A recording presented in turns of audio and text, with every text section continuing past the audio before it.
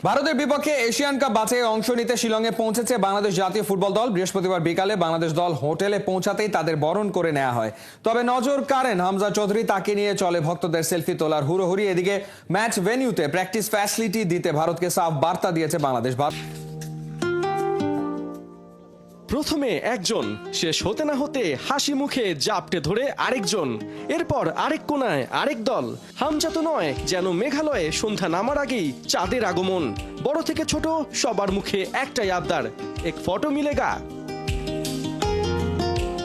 হামজাকে নিয়ে বাংলাদেশের পর এবার শিলংয়েও ভক্তদের ব্যাপক এক্সাইটমেন্ট। দেখে কে বলবে খাসিয়া অধ্যুষিত জনপদের এই পাহাড়ি মানুষগুলো হামজা জামালদের আপন নয়, প্রতিবেশী। ফ্লাইট ট্রানজিট মিলিয়ে 6 ঘন্টার সফর শেষে বৃহস্পতিবার বিকাল 5টায় শিলংয়ে পৌঁছায় জামালরা। উত্তরীয় পরিয়ে আঞ্চলিক রীতিতে বরণ করে নেওয়া হয় সাদ রাকিবদের।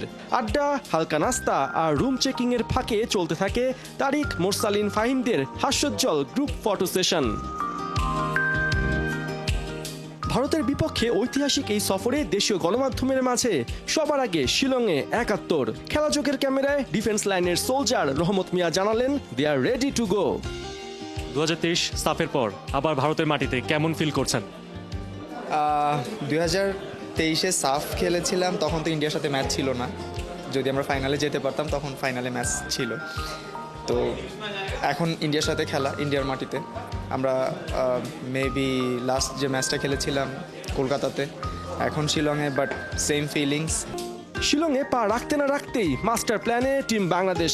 কোনো যেন তেন প্র্যাকটিস গ্রাউন্ড নয়, ভারতের মতো মূল ম্যাচ ভেন্যুতে প্র্যাকটিস সেশন চায় বাংলাদেশ।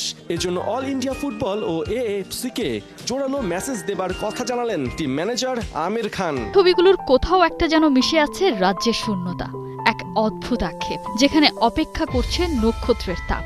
এবেলায় এ প্রতীক্ষার প্রহর 1001 রাত্রির মতোই দীর্ঘ, শুধুই লিওর জন্য। টপ অব দ্য টেবিল ক্ল্যাশটা জিততে হবে লিওনেল মেসির জন্যই। তাই তো সতীর্থরা কাঁধে কাঁধ মিলিয়েছে, এক হয়েছে। বিশ্বকাপ বাছে মন্টেভিডিওতে আর্জেন্টিনার সামনে এবার উরুগুয়ে। দুদলের 23 নম্বর এনকাউন্টারটা হতে চলেছে দুই ছাত্র শিক্ষকের রিইউনিয়ন। যদিও সময় দুজনকে দাঁড় করিয়েছে দুটি ভিন্ন ডাগআউটে। আর্জেন্টাইন মাস্টারমাইন্ড মার্সেলো বিয়েলসার অধীনে 2 ম্যাচ খেলার অভিজ্ঞতা আছে স্কালোনির। এদিকে বিশ্বকাপ বাছাই প্রথম লেগের ম্যাচে স্কালোনি বাহিনীকে ওদেরই ঘরে হারিয়ে দিয়ে বিয়েলসা বুঝিয়ে দিয়েছিল এই লড়াইয়ে বস একজনই। 2023-এ দায়িত্ব নেয়ার পর এখনো পর্যন্ত 12 জয়, 5 ড্র আর হার মার্সেলো বিয়েলসার অ্যাকাউন্টে। বিয়েলসার অধীনে বিশ্বকাপ বাছাই আপস অ্যান্ড ডাউনের উদাহরণ রেখে চলেছে ডারউইন নুনেজরা। প্রথম 6 ম্যাচে 4 জয় উরুগুয়েনদের, তবে শেষ 6 ম্যাচে জয় মাত্র 1টা। আসছে বিশ্বকাপে অবশ্য জায়গা করে নেয়ার মিশনে ভালোভাবেই টিকে আছে দলটা।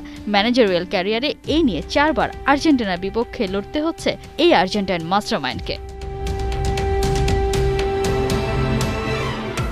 স্কালোনির আন্ডারে বিশ্বকাপ জয়ের পর আসছে বিশ্বকাপ বাছাইয়ে টেবিলের চূড়ায় বর্তমান চ্যাম্পিয়নরা। তবে গেল বছর কোপা আমেরিকা জয়ের পরই হয়েছে ছন্দপতন। শেষ 6 ম্যাচে 13 গোল করেও জয় পেয়েছে কেবল 3টিতে।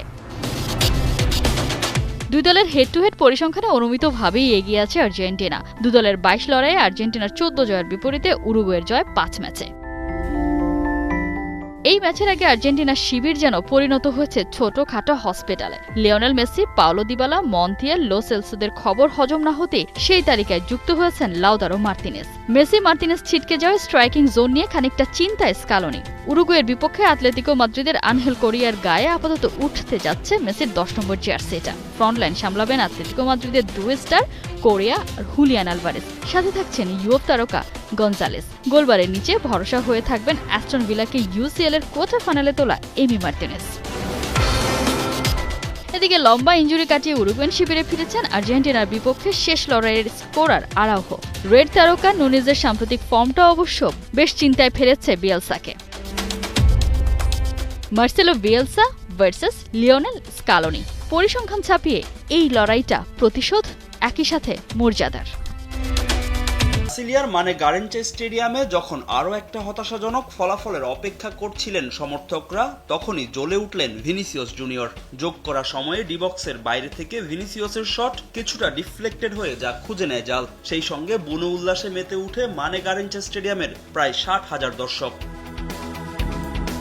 ক্লাব ফুটবলে নিয়মিত গোল পেলেও ব্রাজিলের জার্সিতে কিছুতেই নিজের নামটার সুবিচার করতে পারছিলেন না ভিনিসিয়াস। তবে এই ফরওয়ার্ড এমন সময় জ্বলে উঠলেন যেই সময়টাতে সেলেসাওদের গোলের প্রয়োজনটা ছিল সবচেয়ে বেশি। ভিনির শেষ মুহূর্তের গোলেই জয় নিয়ে কনমেবল অঞ্চলে বিশ্বকাপ বাছাই পর্বের পয়েন্ট টেবিলে লম্বা লাফ দিল ব্রাজিল। টেবিলের 6 নম্বর থেকে সোজা 2-এ উঠে এলো দরিভাল জুনিয়রের শিষ্যরা। কলম্বিয়ার বিপক্ষে এদিন দুর্দান্ত শুরুর আভাস দেয় ব্রাজিল। 6 মিনিটে প্রথম গোলের দেখা পায় স্বাগতিকরা। অবশ্য এই গোলেও অবদান ছিল ভিনির। কলম্বিয়ার ডি বক্সে ফাউলের শিকার হন এই রিয়াল ফরওয়ার্ড। সঙ্গে সঙ্গে রেফারির বাঁশি, সেখান থেকে গোল করেন রাফিনিয়া। এরপর সেলেসাওদের ছন্দপতন। আক্রমণ তো দূরে থাক, বল পায়ে রাখাটাই চ্যালেঞ্জিং হয়ে ওঠে রদ্রিগো রাফিনিয়াদের। সেই সুযোগে বেশ কয়েকবার ব্রাজিলের ডিফেন্সের পরীক্ষা নেয় লস ক্যাফেতেরাস। 41 মিনিটে হামেস রদ্রিগেজের পাস থেকে কলম্বিয়াকে সমতায় ফেরান লুইস দিয়াস। সমতায় শেষ হয় প্রথমার্ধের খেলা। দ্বিতীয়ার্ধে গোল পাওয়ার চেষ্টা চালায় ভিনি রাফিনিয়ারা। তাদের প্রতিটি আক্রমণই মুখ থুবড়ে পড়ছিল কলম্বিয়ার ডিফেন্সের সামনে। বেশ কয়েকবার তাদের শট প্রতিহত করেন লস ক্যাফেতেরাস গোলরক্ষক ক্যামিলিও ভার্গাস। 64 মিনিটে নিজেদের জালেই বল ধরায় জোয়ালিংটন। তবে ভাগ্য সহায় হয় সেলেসাওদের। অফসাইডে বাতিল হয় সেই গোল, আর যোগ করা সময়ে গোলরক্ষককে একা পেয়েও ব্যর্থ হন আরানা। তবে ভিনির ওই এক গোলেই ব্যর্থতা ভুলে হাসি মুখে মাঠ ছাড়ে দরিভাল জুনিয়রের দল। সেই সঙ্গে 26 মার্চ আর্জেন্টিনার বিপক্ষে ম্যাচের আগে দারুণ জয়ে আত্মবিশ্বাসের তুঙ্গে থাকলো সেলেসাওরা। হামজার ভিড়ে ফামিদুল যেন ছিলেন খানিকটা ছায়া হয়েই। তবে 7 দিনেই মন জয় করে নিয়েছিলেন সবার। ধরা হচ্ছিল বাংলার ফরওয়ার্ড লাইন সামলাবেন তিনি, কিন্তু তা আর হয়নি। ফামিদুলকে ছাড়াই শিলং পৌঁছে গেছে বাংলাদেশ ফুটবল দল। ফামিদুলকে ফেরাতে আন্দোলনও হয়েছিল, কিন্তু কোচের সাফ কথা, তাকে আর দলে নেয়ার সুযোগ নেই। এত কিছুর মধ্যে অবশেষে মুখ খুললেন এই ফুটবলার। জানালেন একদিন ঠিকই লাল সবুজের জার্সি গায়ে মাঠে নামবেন। ফামিদুলকে নিয়ে জল কম ঘোলা হয়নি। দল ক্যাম্প থেকে আসার পরেই সরগরম ছিল ফুটবল পাড়া। ফুটবল ভক্তরা ক্ষোভে বাফুফের সামনে করে মিছিল, প্ল্যাকার্ডে জানায় ফামিদুলকে তারা ফেরত চায়। বাংলাদেশ ফুটবল কিংবা বাংলাদেশের কোনো ফুটবলারকে নিয়ে শেষ কবে এমন বিক্ষোভ হয়েছিল তা জানতে অনেকটাই উল্টোতে হবে ক্যালেন্ডারের পাতা। দর্শকদের এমন ভালোবাসায় আবেগ আপ্লুত ফামিদুল ইসলাম অফিসিয়াল ফেসবুক পেজে জানিয়েছেন নিজের প্রতিক্রিয়া। বাংলাদেশের সকল মানুষের ভালোবাসা, সমর্থন ও প্রেরণার জন্য সত্যিই আমি কৃতজ্ঞ। আমার প্রতি আপনাদের অটল বিশ্বাস আমার যাত্রা জুড়ে বড় ছাপ ফেলেছে এবং যারা আমার পাশে দাঁড়িয়েছেন তাদের সকলের প্রতি আমি গভীরভাবে কৃতজ্ঞ।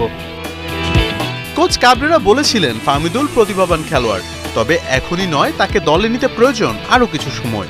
অন্যদিকে সিরিডির এই ফুটবলার জাতীয় দলে ফিরতে করতে চান আরও কঠোর পরিশ্রম। তবে কোন অদৃশ্য কারণে বাদ তা তিনি নিজেও জানেন না। আমি বাংলাদেশ ফুটবল দলের হয়ে খেলার জন্য প্রস্তুতি নিচ্ছিলাম, কিন্তু দুর্ভাগ্যবশত এবার সবকিছু পরিকল্পনা অনুযায়ী হয়নি। তবে আমি বিশ্বাস করি সবকিছুই কোনো একটি কারণে ঘটে এবং আমার যাত্রা এখনো শেষ হয়নি। ইনশাআল্লাহ সৃষ্টিকর্তা যদি চান, একদিন আমি লাল সবুজের জার্সি পরে মাঠে নামব। দেশ ও সমর্থকদের জন্য আমার সবকিছু উজাড় করে দেব। ততদিন পর্যন্ত সেই স্বপ্ন পূরণের জন্য কঠোর পরিশ্রম এবং প্রচেষ্টা চালিয়ে যাব। ফামিদুল ইসলাম একজন ভার্সেটাইল প্লেয়ার। মাঠের লেফট সাইডে তিনি একাই কভার করে রাখতে পারদর্শী। লেফট উইং থেকে লেফট মিড কিংবা লেফট ব্যাক, সব পজিশনেই ফামিদুল পারফেক্ট পারফর্মার। ফুটবল ভক্তদের আশা, খুব জলদি লাল সবুজের জার্সি গায়ে মাঠ মাতাবেন এই ফুটবলার। উয়েফা ন্যাশনাল লিগে 2026 সালে বাছাই পর্বের বড় দলগুলো রাতে খেলতে নেমে পয়েন্ট হারিয়েছে। নেদারল্যান্ডের সাথে 2-2 গোলে ড্র করেছে স্পেন। তাছাড়া ক্রোয়েশিয়ার কাছে 2-0 গোলে হেরেছে ফ্রান্স। অপরদিকে ক্রিস্টিয়ানো রোনালদোর দল ভালো খেলেও 1-0 গোলে হেরেছে ডেনমার্কের কাছে। আর সবশেষে ইতালিকে 2-1 গোলে পরাজিত করেছে শক্তিশালী জার্মানি। আর এতেই 2026 বিশ্বকাপে বাছাই পর্বের কিছুটা হলে বিপদে পড়বে ফ্রান্স, পর্তুগাল এবং ইতালির মতো দলগুলো।